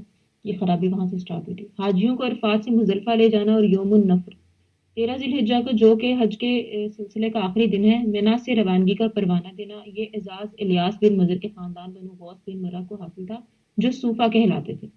اس اعزاز کی توضیح یہ ہے کہ 13 ذی الحجہ کو حاجی کنکری نہ مار سکتے تھے جب تک پہلے صوفہ کا ایک آدمی کنکری نہ مار لیتا. مطلب پہلے وہ لوگ ماریں گے اس کے بعد پھر کوئی اور مارے گا. تو یہ ایک کلاس جو ہے ڈفرینس آ گیا. پھر حاجی کنکری مار کر فارغ ہو جاتے اور منا سے روانگی کا ارادہ کرتے تو صوفہ کے لوگ منا کی واحد گزرگاہ عقبہ کے دونوں جانب گھیرا ڈال کر کھڑے ہو جاتے اور جب تک خود گزر نہ لیتے کسی کو گزرنے نہ دیتے. ان کے گزر لینے کے بعد بقیہ لوگوں کے لیے راستہ خالی ہوتا. جب صوفہ ختم ہو گئے تو یہ اعزاز بنو تمیم کے ایک خاندان بنو سعد بن زید منات کی طرف منتقل ہو گیا. 10 ذی الحجہ کی صبح کو مزدلفہ سے منا کی جانب روانگی یہ اعزاز بنو عدوان کو حاصل تھا. راہ مہینوں کو آگے پیچھے کرنا یہ اعزاز بنو کنانہ کی ایک شاخ بنو تمیم بن عدی کو حاصل تھا. مکہ پر بنو خزاعہ کا اقتدار کوئی 300 برس قائم رہا اور یہی زمانہ تھا جب عدنانی قبائل مکہ اور حجاز سے نکل کر نجد اطراف عراق اور بحرین وغیرہ میں پھیلے اور مکہ کی اطراف میں صرف قریش کی چند شاخیں باقی رہیں جو خانہ بدوش تھی. میں یہاں سے تیز پڑھ لوں ٹھیک ہے. یس یس رمیسا ان کی الگ الگ ٹولیاں تھیں اور بنو کنانہ میں ان کے چند متفرق گھرانے تھے مگر مکہ کی حکومت اور بیت اللہ کی تولیت میں ان کا حصہ کوئی نہیں تھا. یہاں تک کہ قصی بن کلاب کا ظہور ہوا. قصی کے متعلق بتایا جاتا ہے کہ وہ ابھی گود ہی میں تھا کہ اس کے والد کا انتقال ہو گیا. اس کے بعد اس کی والدہ نے بنو عزرہ کے ایک شخص ربی بن حرام سے شادی کر لی. یہ قبیلہ چونکہ ملک شام کی اطراف میں رہتا تھا اس لیے قصی کی والدہ وہیں چلی گئیں اور وہ قصی کو بھی اپنے ساتھ لیتی گئی. جب قصی جوان ہوا تو مکہ واپس آیا. اس وقت مکہ کا والی حلیل بن حبشیہ خزاعی تھا. اچھا یہ قصی کے بارے میں تھوڑی سی تفصیل مجھے ابو بتایا تھی لیکن اس بک میں نہیں لکھی ہوئی اس لیے میرے ابو نے ایک اور بک ریکمینڈ کی تھی وہ انشاءاللہ آگے بڑھیں گے تو اب اس کو چھوڑ دیتے ہیں. قصی نے اس کے پاس اس کی بیٹی یہ کیا نام ہے حبی سے نکاح کے لیے پیغام بھیجا. حلیل نے منظور کر لیا اور شادی کر دی. اس کے بعد حلیل کا انتقال ہوا تو مکہ اور بیت اللہ کی تولیت کے لیے خزاعہ اور قریش کے درمیان جنگ ہو گئی اور اس کے نتیجے میں مکہ اور بیت اللہ پر قصی کا اقتدار قائم ہو گیا. اب یہ فائنلی جو ہے نا کیا کہتے ہیں بنو اسماعیل کے ہولڈ میں آ گیا بیت اللہ اور خانہ کعبہ. جنگ کا سبب کیا تھا اس بارے میں 3 بیانات ملتے ہیں کہ ایک یہ کہ جب قصی کی اولاد خوب پھل پھول گئی اس کے بعد دولت کی بھی پروانی ہو گئی اور اس کا وقار بھی بڑھ گیا اور ادھر حلیل کا انتقال ہو گیا تو قصی نے محسوس کیا کہ اب بنو خزاعہ اور بنو بکر کے بجائے میں کعبہ کی تولیت اور مکہ کی حکومت کا کہیں زیادہ حقدار ہوں. اسے یہ احساس بھی تھا کہ قریش خالص اسماعیلی عرب ہیں اور بقیہ آل اسماعیل کے سردار بھی ہیں لہٰذا سربراہی کے مستحق وہی ہیں. چنانچہ اس نے قریش اور بنو خزاع کے کچھ لوگوں سے گفتگو کی کہ کیوں نہ بنو خزاع اور بنو بکر کو مکہ سے نکال باہر کیا جائے، اور ان لوگوں نے اس کی رائے سے اتفاق کیا. دوسرا بیان یہ ہے کہ خزاع کے بقول خود حلیل نے قصی کو وصیت کی تھی کہ وہ کعبہ کی نگہداشت کرے گا اور مکہ کی باغدور سنبھالے گا. تیسرا بیان یہ ہے کہ حلیل نے اپنی بیٹی حبی کو بیت اللہ کی تولیت سونپ دی تھی اور ابو غبشان خزاعی کو اس کا وکیل بنایا تھا. چنانچہ حبی کے نائب کی حیثیت سے وہی خانہ کعبہ کا کلید بردار تھا. جب حلیل کا انتقال ہو گیا تو قصی نے ابو غبشان سے ایک مشک شراب کے بدلے کعبہ کی تولیت خرید لی، لیکن خزاع نے یہ خرید و فروخت منظور نہ کی اور قصی کو بیت اللہ سے روکنا چاہا. اس پر قصی نے بنو خزاع کو مکہ سے نکالنے کے لیے قریش اور بنو کنانہ کو جمع کیا اور قصی کی آواز پر لبیک کہتے ہوئے جمع ہو گئے. بہرحال وجہ جو بھی ہو، واقعات کا سلسلہ اس طرح سے کہ جب حلیل کا انتقال ہو گیا اور صفہ نے وہی کرنا چاہا جو وہ ہمیشہ کرتے آئے تھے، تو قصی نے قریش اور کنانہ کے لوگوں کو ہمراہ لیا اور عقبہ کے نزدیک جہاں وہ جمع تھے ان سے آ کر کہا تم سے زیادہ ہم اس اعزاز کے حقدار ہیں. اس پر صفہ نے لڑائی چھیڑ دی مگر قصی نے انہیں مغلوب کر کے ان کا اعزاز چھین لیا. یہی موقع تھا کہ جب خزاع اور بنو بکر نے قصی سے دامن کشی اختیار کر لی. اس پر قصی نے انہیں بھی للکارا. پھر کیا تھا، فریقین میں سخت جنگ چھڑ گئی اور طرفین کے بہت سے آدمی مارے گئے. اس کے بعد صلح کی آوازیں بلند ہوئیں اور بنو بکر کے ایک شخص یامر بن عوف کو حکم بنایا گیا. یامر نے فیصلہ کیا کہ خزاع کی بجائے قصی خانہ کعبہ کی تولیت اور مکہ کے اقتدار کا زیادہ حقدار ہے. نیز قصی نے جتنا خون بہایا ہے سب رائے گاں قرار دے کر پاؤں تلے رون رہا ہوں. البتہ خزاع اور بنو بکر نے جن لوگوں کا قتل کیا ہے ان کی دیت ادا کریں اور خانہ کعبہ کو بلا روک ٹوک قصی کے حوالے کر دیں. اسی فیصلے کی وجہ سے یامر کا لقب شداق پڑ گیا. شداق کے معنی ہے پاؤں تلے روندنے والا. اسی فیصلے کے نتیجے میں قصی اور قریش کو مکہ پر مکمل نفوذ اور شہادت حاصل ہو گئی اور قصی بیت اللہ کا دینی سربراہ بن گیا جس کی زیارت کے لیے عرب کے گوشے گوشے سے آنے والوں کا تانتا بندہ رہتا تھا. مکہ پر قصی کے تسلط کا یہ واقعہ 5ویں صدی عیسوی کے وقت یعنی 440 کا ہے. اوکے، اسے آگے پڑھیں. آگے قصی کا وہ ٹائم شروع ہو رہا ہے گورنمنٹ کا، تو اس کے بارے میں تفصیلات ہیں. کسی کو کچھ کہنا ہے یا کوئی سوال ہے؟ اچھا، اس میں نا میں 2 چیزیں ایڈ کروں گا. آپ نے پہلے اس کا فیل والا واقعہ کہا تھا نا، اس میں جو جس سال میں وہ واقعہ ہوا تھا اسی سال نبی کریم صلی اللہ علیہ وآلہ وسلم کی پیدائش ہوئی تھی. اور دوسرا آپ نے بخت نصر کا نام لیا نا، تو بخت نصر نے جب یہودیوں پہ بنی اسرائیل کے اوپر حملہ کیا تھا تو اس وقت ایک تابوت سکینہ تھا مسلمانوں کے پاس جس سے وہ جنگ لڑا کرتے تھے. تو اس وقت کے جو مسلمان تھے یا جو یہودی تھے ان کے دل میں میل تھی، تو پھر کیا ہوا، بخت نصر وہ تابوت اپنے ساتھ لے کے چلا گیا. تو اس کی بڑی اہمیت ہے آج کے دور میں بھی، کیونکہ اس کے اندر تمام نبیوں کے تبرکات موجود ہیں. تو اب جب حضرت عیسیٰ علیہ السلام واپس آئیں گے تو اللہ تعالیٰ تابوت کو واپس لے آئیں گے. بخت نصر اس تابوت کو لے کے گیا اور جس شہر میں وہ لے کے گیا اس شہر میں بیماریاں اور بہت سی چیزیں خراب ہو گئی، تو انہوں نے وہ تابوت کہیں پہ پھینک دیا، تو اللہ تعالیٰ نے اس کو غائب کر دیا. تو یہودی جو ابھی جو یمن کے اندر کر رہے ہیں جگہ جگہ پہ، وہ اس تابوت کو بھی ڈھونڈنے کی کوشش کر رہے ہیں کہ وہ کہیں مسجد کے کمپاؤنڈ میں تو نہیں ہے، مگر وہ اس وقت ظاہر ہوگا جب حضرت عیسیٰ علیہ السلام ظاہر ہوں گے تو اللہ تعالیٰ اس تابوت کو لے کے آ جائے گا. تو بخت نصر سے اس واقعے کی بڑی مناسبت ہے. جی اب آپ آگے شروع. جی جزاک اللہ رضا بھائی. میں نا پڑھتے ہوئے میں سوچ رہی تھی، نام میں نے پہلے سنا ہے اور میں نے یہی واقعات پڑھے تھے اس کے بارے میں، تو مجھے یاد نہیں آ رہے تھے.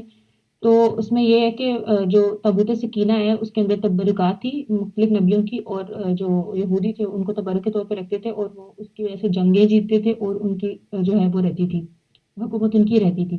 اور اگر کبھی کسی نے اس کو چرانے کی کوشش کی تو وہ اتنی زیادہ اس کے اوپر مصیبتیں آ جاتی تھی کہ وہ واپس جو ہے نا اس کو پھینک دیتے تھے جو بھی، تو وہ ان کو مل جاتا تھا واپس. لیکن یہ بخت نصر کی دفعہ ایسا ہوا کہ اس نے ضائع اس طریقے سے کسی مطلب جیسے کچرے میں پھینک دیتے اس طریقے سے ضائع کیا، اور اس کے جواب میں وہ بھی تباہ و برباد ہوا تھا. اور اس کے بعد سے وہ اب تک ان کو ملا نہیں ہے. وہ اللہ تعالیٰ نے ایسے گما دیا کہ وہ بس اس کو سرچ کریں. اور ایک یہ بھی کہا جاتا ہے کہ وہ جو ہے نا انگلینڈ کی ملکہ برطانیہ جو ہے وہ اس کے کہتے ہیں کہ اس کے تخت کے نیچے ہے، وہاں پہ بھی پڑا ہوا، مطلب مختلف اس کے بارے میں باتیں کی جاتی ہیں اور وہ لوگ اس کو ڈھونڈ رہے ہیں. اوکے، آگے سے ہم پڑھتے ہیں کہ جو بنو اسماعیل کا دوبارہ سے ایک گورنمنٹ سٹارٹ ہوئی تھی. تو جی جی جی اس میں ایک میں بات ایڈ کرنا چاہوں گا. تابوت سکینہ والا جو یہ قصہ ہے نصر والا میں نے کہیں پڑھا تھا. حضرت عزیر علیہ السلام کا یہ دور تھا، اور جس میں حضرت عزیر واپس آئے تھے تو انہوں نے کہا تھا کہ یہ شہر ادھر گیا اور خدا اس کو کیوں آباد کرے گا. پھر ان کو اللہ تعالیٰ نے نیند دے دی. پھر اس کے بعد وہ جب دوبارہ اٹھے تو شہر یہ سارے کا سارا آباد ہوا تھا. ٹھیک ہے. اور ایک دوسری بات آپ کر رہی ہیں کہ جو ملکہ برطانیہ کی جو تخت ہے اس کے نیچے وہ حضرت سلیمان علیہ السلام کا پتھر پڑا ہوا ہے جس پہ ان کی تاج پوشی ہوئی تھی. بالکل. اور اس پتھر کے بعد میں یہ کہا جاتا ہے کہ جو بھی اس پہ بیٹھے گا اس کی بادشاہت قائم رہے گی، تو اس لیے وہ ٹریول کرتا ہوا برطانیہ تک پہنچ گیا. جی جی کنٹینیو کریں میم. اوکے یہاں سے اب بنو اسماعیل کی جو ہے وہ گورنمنٹ سٹارٹ ہو رہی ہے. تو ان کی وہ کس طریقے سے گورنمنٹ کر رہے تھے اور ان کے کیا وہ طریقہ کار تھا، اس کے اوپر بھی ہم نے ذرا غور رکھنا ہے. اس سے ہمیں کیا آئیڈیاز مل سکتے ہیں. قصی نے مکہ کا بندوبست اس طرح کیا کہ قریش کو اطراف مکہ سے بلا کر پورا شہر ان پر تقسیم کر دیا اور ہر خاندان کی بت و باش کا ٹھکانہ مقرر کر دیا. البتہ مہینے آگے پیچھے کرنے والوں کو نیز آل صفوان بنو عدوان اور بنو مضا بن عوف کو ان کے مناسب پر برقرار رکھا، کیونکہ قصی سمجھتا تھا کہ یہ بھی دین ہے جس میں رد و بدل کرنا درست نہیں. قصی کا ایک کارنامہ یہ بھی ہے کہ اس نے حرم کعبہ کے شمال میں دار الندوہ تعمیر کیا. اس کا دروازہ مسجد کی طرف تھا. دار الندوہ در حقیقت قریش کی پارلیمنٹ تھی جہاں تمام بڑے بڑے اور اہم معاملات کے فیصلے ہوتے تھے. قریش پر دار الندوہ کے بڑے احسانات ہیں کیونکہ یہ ان کی وحدت کا ضامن تھا اور یہی ان کے الجھے ہوئے مسائل بحسن خوبی طے ہوتے تھے.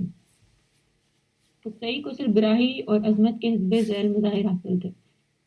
نمبر 1 دار الندوہ کی صدارت، جہاں بڑے بڑے معاملات کے متعلق مشورے ہوتے تھے اور جہاں لوگ اپنی لڑکیوں کی شادیاں بھی کرتے تھے.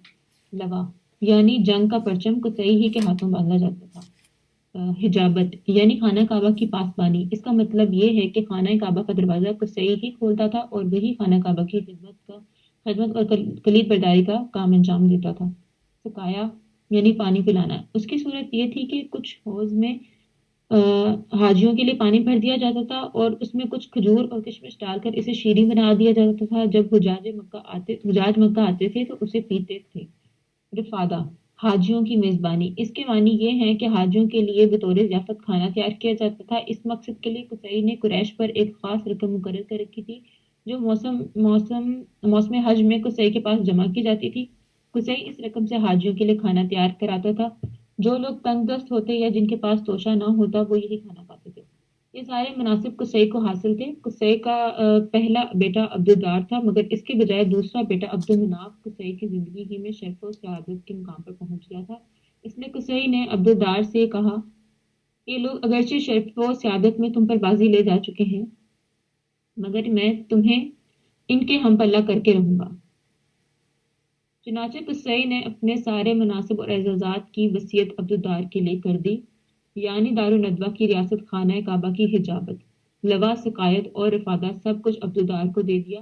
چونکہ کسی کام میں قصی کی مخالفت نہیں کی جاتی تھی اور نہ اس کی کوئی بات مسترد کی جاتی تھی، بلکہ اس کا ہر اقدام اس کی زندگی میں بھی اور اس کی موت کے بعد بھی جب واجب الاتباع دین سمجھا جاتا تھا. اس لیے اس کی وفات کے بعد اس کے بیٹوں نے کسی نزاع کے بغیر اس کی وصیت قائم رکھی. اچھا یہاں پہ تھوڑا سا فیورزم کر دیا والد صاحب نے کہ جو بیٹا زیادہ اس کو دنیا میں شہرت مل گئی تھی یا شرف مل گیا تھا تو اس کے بجائے دوسرے بیٹے کو جو بڑا تھا تو اس کو جو ہے وہ کچھ دے دیا. لیکن جب عبد مناف کی وفات ہو گئی تو اس کے بیٹوں کا ان مناسب کے سلسلے میں اپنے چچیرے بھائیوں یعنی عبدالدار کی اولاد سے جھگڑا ہوا.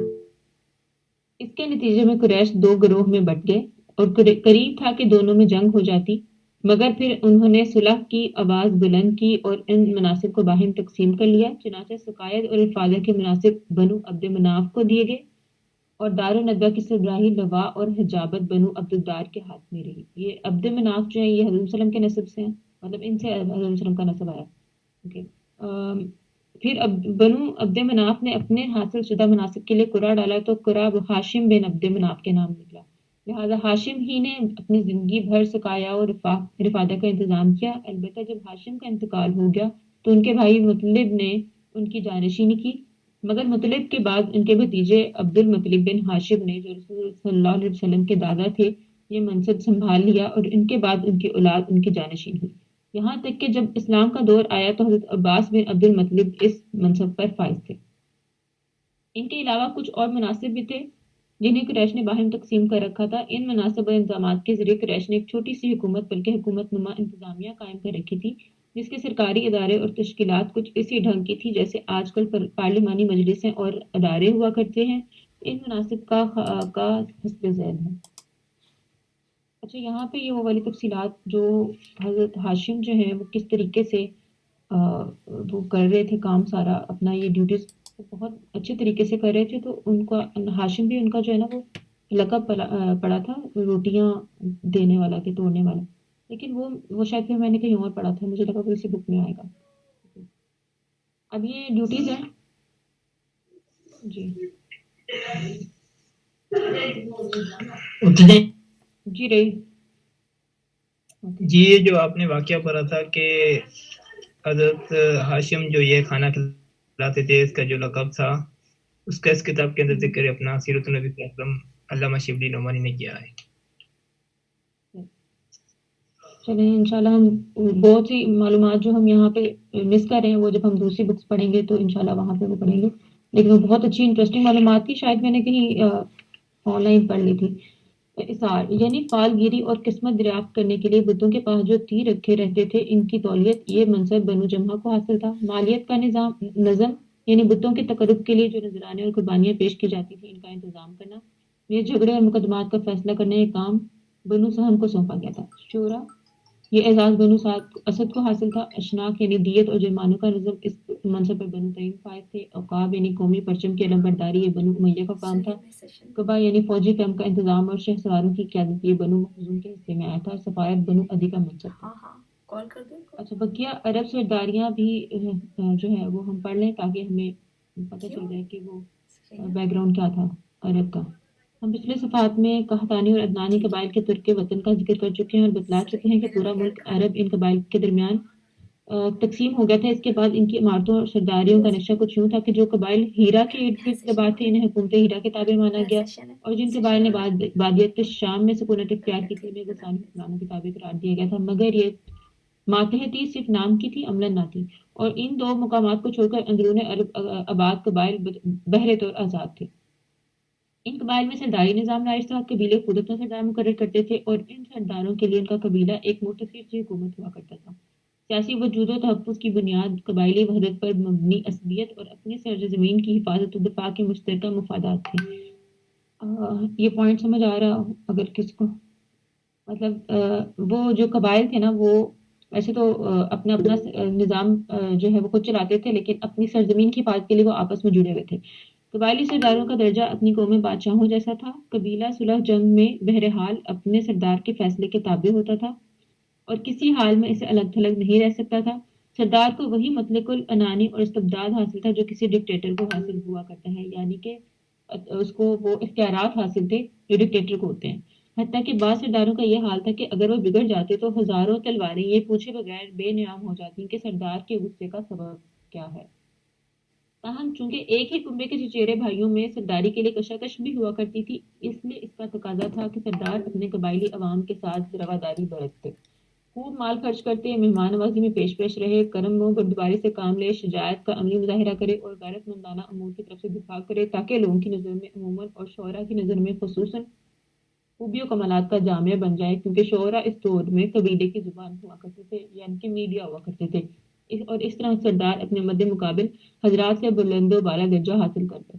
مطلب یہ کہ ویسے تو وہاں پہ اتنی زیادہ وہ تھی کہ تلواریں چل جاتی تھی، لیکن جو اخلاقیات ان کے اندر وہ قائم تھی وہ اس لیے تھی کہ سردار اچھے کیوں ہوتے تھے، حالانکہ وہ ڈکٹیٹر ہوتے تھے، ان کو اچھا کیوں بننا پڑتا تھا کہ وہاں پہ اتنا زیادہ کمپٹیشن تھا سردار ہونے کا کہ اگر وہ اس چیز میں اپنے عوام کے ساتھ اچھا سلوک نہ کرتے تو عوام کوئی اور سردار جو ہے وہ چنے تھی۔ تو ڈکٹیٹر ہونے کے باوجود ان کو اپنے اس کے لیے بہت زیادہ جو ہے نا وہ اچھا ثابت ہونا پڑتا تھا۔ اوکے، سرداروں کے کچھ مخصوص اور امتیازی حقوق بھی ہوا کرتے تھے جنہیں ایک شاعر نے یوں بیان کیا ہے: ہمارے درمیان تمہارے لیے مال غنیمت کا چوتھائی ہے اور منتخب مال ہے، اور وہ مال ہے جس کا تم فیصلہ کر دو اور جو سر راہ ہاتھ آ جائے اور جو تقسیم سے بچ رہے۔ اوکے، یہ مال کا تفصیل پڑھنے کی ضرورت نہیں۔ سیاسی حالت: جزیرہ عرب کی حکومتوں اور حکمرانوں کا ذکر ہو چکا، بے جانا ہوگا کہ اب ان کے کسی قدر سیاسی حالات بھی ذکر کرتے جائیں۔ جزیرہ عرب کے وہ تینوں سرحدی علاقے جو غیر ممالک کے پڑوس میں پڑتے تھے، ان کی سیاسی حالت سخت اضطراب و انتشار اور انتہائی زوال و انحطاط کا شکار تھی۔ میں نے نیکسٹ ٹاپک شروع کر دیے۔ پیچھے والے ٹاپک سے کسی کو کوئی کوشچن، کسی کو کوئی پوائنٹ ہے تو وہ ایڈ کر دے۔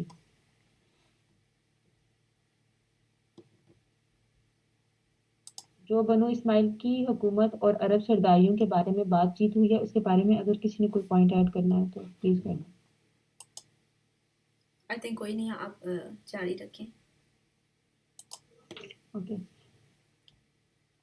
سیاسی حالت۔ اوکے، جزیرہ عرب کے وہ تینوں سرحدی علاقے جو غیر ممالک کے پڑوس میں پڑتے تھے، ان کی سیاسی حالت سخت اضطراب و انتشار اور انتہائی زوال و انحطاط کا شکار تھی۔ انسان مالک اور غلام یا حاکم اور محکوم کے دو طبقوں میں بٹا ہوا تھا۔ سارے فوائد سربراہوں اور خصوصاً غیر ملکی سربراہوں کو حاصل تھے اور سارا بوجھ غلاموں کے سر تھا۔ یہ بالکل لگ رہا ہے مجھے کہ پاکستان کی بات ہو رہی ہے۔ اسی زیادہ واضح الفاظ میں یوں کہا جا سکتا ہے کہ رایا در حقیقت ایک کھیتی تھی جو حکومت کے لیے محاصل اور آمدنی فراہم کرتی تھی، اور حکومتیں اسے لذتوں، شہوتوں، عیشرانی اور ظلم و جور کے لیے استعمال کرتی تھی، اور ان پر ہر طرف سے ظلم کی بارش ہو رہی تھی، مگر وہ حرف شکایت زبان پر نہ لا سکتے تھے،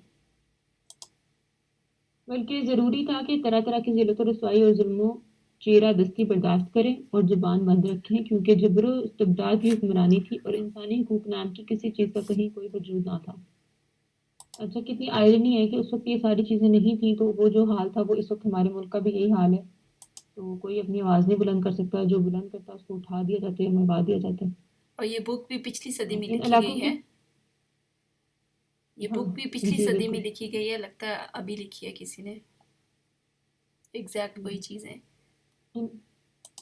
بالکل، مطلب وہ جہالت کی باتیں وہ جو بتا رہے ہیں وہ ہمارے یہاں پہ جہاں ایک اسلامی جمہوریہ پاکستان میں وہ والی فٹ آ رہی ہیں، کتنی افسوس کی بات ہے۔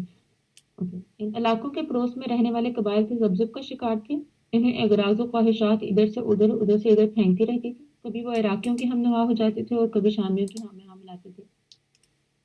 جو قبائل اندرون عرب آباد تھے، ان کے بھی جوڑ ڈھیلے اور شرازہ منتشر تھا۔ ہر طرف قبائلی جھگڑوں، نسلی فسادات اور مذہبی اختلافات کی گرم بازاری تھی، جس میں ہر قبیلے کے افراد بہر صورت اپنے اپنے قبیلے کا ساتھ دیتے تھے، خواہ وہ حق پر ہو یا باطل پر۔ چنانچہ ان کا ترجمان کہتا ہے، میں بھی تو قبیلہ غزیہ ہی کا ایک فرد ہوں، اگر وہ غلط راہ پر چلے گا تو میں بھی غلط راہ پر چلوں گا، اور اگر وہ صحیح راہ پر چلے گا تو میں بھی صحیح راہ پر چلوں گا۔ مطلب یہ ان کا اس وقت یہ اصول تھا کہ بس قبیلے کے ساتھ ہونا، جس طرح ابھی ہمارا یہ ہوتا ہے نا، ممالک کا سسٹم ہو گیا کہ اپنے ملک کے لیے جو ہے نا دفاع میں کھڑے ہو جانا، چاہے ہمارا ملک ظلم کر رہا ہے اور دوسرے ملک پہ ظلم کر رہا ہے تو بھی ہم نے اپنے ملک کا ہی ساتھ دینا۔ اندر دن عرب کوئی بادشاہ نہ تھا، اچھا اندرون عرب، سوری، اندرون عرب کوئی بادشاہ نہ تھا جو ان کی آواز کو قوت پہنچاتا، اور نہ کوئی مرجعی ہی تھا جس کی طرف مشکلات و شدائد میں رجوع کیا جاتا اور جس پر وقت پڑنے پر اعتماد کیا جاتا۔ ہاں، حجاز کی حکومت کو قدر و احترام کی نگاہ سے یقیناً دیکھا جاتا تھا اور اسے مرکز دین کا قائد و پاسبان بھی تصور کیا جاتا تھا۔ یہ حکومت در حقیقت ایک طرح کی دنیاوی قیادت اور دینی پیشوائی کا معجون مرکب تھی۔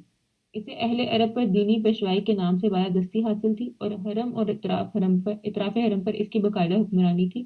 وہی زائرین بیت اللہ کی ضروریات کا انتظام اور شریعت ابراہیم کے احکام کا نفاذ کرتی تھی، اور اس کے پاس پارلیمانی اداروں جیسے ادارے اور تشکیلات بھی تھیں۔ لیکن یہ حکومت اتنی کمزور تھی کہ اندرون عرب کی ذمہ داری کا بوجھ اٹھانے کی طاقت نہ رکھتی تھی، جیسے کہ حبشیوں کے حملے کے موقع پر ظاہر ہوا۔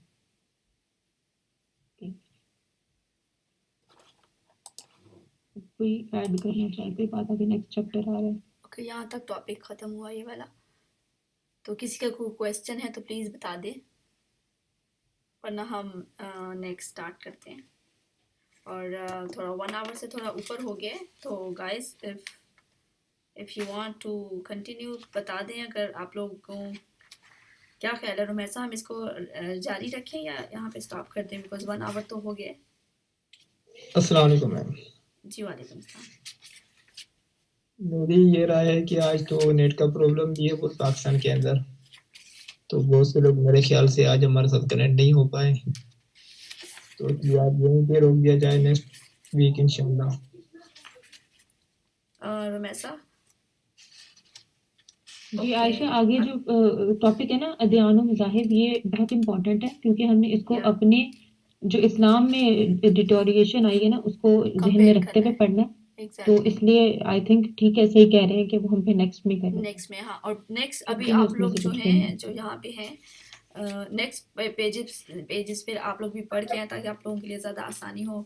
رومیسا بہت مزہ آیا, آپ نے بہت اچھی ریڈنگ کی اور بہت اچھی ایکسپلینیشن, اور جو مطلب بور نہیں ہوئے کہ کیونکہ بک پڑھ کے تھوڑا سا ہو رہا تھا کہ کافی ایکسٹرا ڈیٹیل تھی تو وہ آپ نے ساری اسکپ کر دی, اور دس واز ویری انٹرسٹنگ الحمد للہ.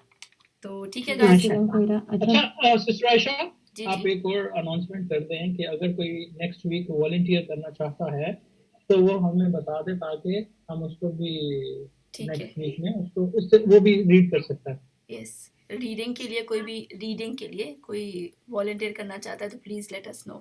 جی میری کمیونٹی سے اگر کوئی ریڈنگ کرنا چاہتا ہے وہ مجھے بتا دے تاکہ میں ان کو اس میں لسٹ میں ڈلوا دوں گا تاکہ وہ ریڈ کر سکیں. ہاں بے شک 2 سے 3 لوگ کر لیں, ضروری نہیں ہے کہ آپ کنٹینیو ایک ہی آدمی کرے. ٹھیک ہے. ویسے بھی ایک کی آواز سن سن کے بورنگ ہو جاتا ہے. اچھا نہیں میں نہیں, نہیں, آپ پوچھنا کی بورنگ چاہ نہیں رہی آواز تھی. سن ہوئے, کے تو بالکل بورنگ نہیں ہوئے. بہت مزہ آیا رومیسا. اچھا جزاک اللہ. ہاں ماشاء اللہ بہت اچھا کیا آپ نے. ماشاء اللہ Exactly. سسٹر بہت اچھا آپ نے آج ایکسپلین کیا. جزاک اللہ جزاک اللہ. میں کچھ یہ کہنا چاہ رہی تھی کہ دیکھیں اگر سب لوگ نیکسٹ ٹائم پڑھ کے آئیں گے نا اور ایسے پوائنٹس نوٹ کر کے آئیں گے تو وہ جو ہم ایک پیراگراف یا ایک ٹاپک پڑھ کے پھر ہم پوچھتے ہیں تو وہ سب اپنے کوئی پوائنٹ ایڈ کرے یا کوئی تو تھوڑی بہت ڈسکشن ہو جائے تو وہ بہت زیادہ فروٹفل رہے گی. اس طرح ابھی کیونکہ اسٹارٹ تھا اور پہلا دن تھا تو ابھی زیادہ ریڈنگ ہوئی ہے تو اگر جتنی زیادہ ڈسکشنز ہوں گی اتنے زیادہ ہم لوگ سیکھیں گے اسی بات سے انشاءاللہ. بالکل جو discussion آپ لوگ کی ہونی جتنے بھی چاہیے. آج ہیں نا پلیز اگلی بار پڑھ کے آئیے گا. ہاں اچھا, ایک دوسرے بات یہ بھی ہے کہ ابھی جو ہم پڑھ رہے تھے اس میں اتنی زیادہ کوئی پوائنٹس نکل بھی نہیں رہے تھے, لیکن یہ جو اب نیا چیپٹر سٹارٹ ہونے والا ہے یہ واقعی بہت امپورٹنٹ ہے, تو اس میں میرا خیال ہے کہ کوسچنس ویسے بھی نکلیں گے. ٹھیک ہے, بس آپ پڑھ کے آئیں پھر اور آپ ایک اور اپنے چیز اپنے کویسچنس اور اپنے پوائنٹس نوٹ ڈاؤن کریں. رومیسا نے جیسے کہا ٹھیک کہ ہے. اپنی ایک الگ ایک ڈائری رکھیں سیرا کے لیے جو آپ کے لیے ہمیشہ کام آئے گی. آپ لوگوں باقی لوگوں کو بتاتے ہوئے آپ نے خود بھی تو دعویٰ کرنا ہے تو آپ کے لیے وہ بہت کام آئے گی. کی بس سیپریٹ ڈائری اور اپنے نوٹس رکھتے جائیں اس کے اوپر. بالکل. اور اگر کوئی پارٹیسپیٹ کرنا چاہتا ہے وہ مجھے بتا دیں, ہم اسے سیرا والے سیشن میں ڈال دیں گے تاکہ ادھر ہم کوآرڈینیٹ کر لیں کہ ایک سے 2 چیپٹر کون پڑھے گا اور 2 سے 3 چیپٹر کون پڑھے گا, تو اس طرح زیادہ افیکٹو ہوگا میرے خیال میں. یس, ایسا بھی ہو سکتا ہے, زیادہ بالکل. بہتر رہے گا. بالکل. تو وہاں پہ بھی ہم گروپ میں بھی پھر ڈسکشن کر سکتے ہیں کہ اگلا سیشن ہمارے کس چیز کے اوپر ہو. اور اس کے علاوہ اگر آپ لوگ یہ ابھی جو پڑھا ہے اس کو بھی اپنے گروپس میں ڈسکس کریں کہ ابھی آپ لوگوں کو ابھی تک کیا چیز سمجھ آئی, تو اپنے اپنے گروپس میں ضرور جو بھی پوائنٹس آپ کو ملے نا وہ ضرور شیئر کریے گا, بے شک ریٹن میں ہو بے شک وائس نوٹ ہو, تو اس کے اوپر ضرور بات کریں جا کے. صحیح. بالکل. میں بالکل یہ پوائنٹ ایڈ کرنا چاہ رہی تھی کہ جو ہم پڑھتے ہیں نا تو اس میں کچھ واقعات ایسے ہوتے ہیں جن کا جو میں نے جیسے بتایا کہ وہ قصہ انقلاب کے بارے میں ابو بتا رہے تھے کہ دوسری بک میں زیادہ ڈیٹیل میں لکھا ہوا ہے, تو وہ چیزیں جو ہم پڑھ لیتے ہیں اور باقی بک سے اگر ریفرنس چیک کر کے وہاں سے بھی ہم پڑھیں اور آپس میں ڈسکس کریں بعد میں پورا ویک گروپس میں, تو اس سے پھر ہم بہت زیادہ جو ہے نا ہمیں انٹرسٹ بھی ڈیولپ ہوگا اور سیکھیں گے زیادہ زیادہ. ہماری نالج بھی زیادہ بڑھے گی انشاءاللہ. ایگزیکٹلی, انشاءاللہ. ٹھیک ہے گائز, یہاں ہم انشاءاللہ. اسٹاپ کرتے ہیں. See you guys, see you next weekend انشاءاللہ. پڑھ کے آئیے گا اور انشاءاللہ پھر نیکسٹ ویکینڈ ملتے ہیں. اوکے, السلام علیکم ورحمۃ اللہ وبرکاتہ. سبحانک وعلیکم اللہم السلام وبحمدک, ورحمۃ اللہ وبرکاتہ. سبحانک اللہم وبحمدک, نشہد ان لا الہ الا انت نستغفرک ونتوب الیک. السلام علیکم ورحمۃ اللہ.